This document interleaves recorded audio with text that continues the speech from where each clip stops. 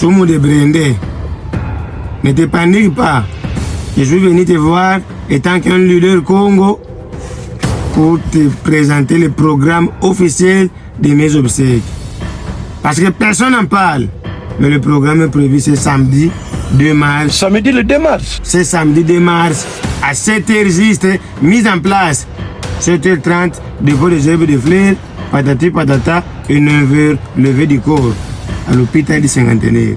Je veux que tous les Bakongo soient là. Non seulement les Bakongo, mais les Balouga, les Bangala, les Bashwahili. Je veux que tout le monde soit là. Passe mingi, hein? Ngana kanisaka basiba kunda makamunyo sisila.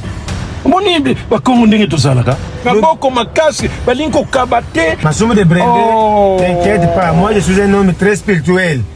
J'ai des regrets parce que les Bakongo, l'amour du prochain Khatoukwandi, mais je vais faire les mystiques que je connais très bien. Siko yiyo mutu zako kote la biso, zako kote la biso.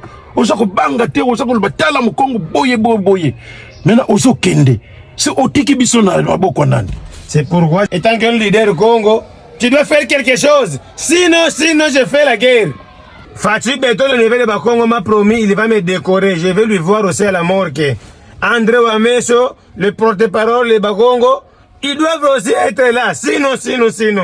Je veux que tu puisses mobiliser toute la population de la République démocratique du Congo, surtout de la ville de Kinshasa. Lukalami Kamambwa, Makuku Matatu Malamba Congo, Kalembi Vambusa, Kwamuntuko. Je vais voir tout le monde. 7h juste à la morgue du Cinquantenaire. Que personne ne manque. J'insiste que personne ne manque. Sinon, je ferai les mystiques que je connais très bien. C'est tout.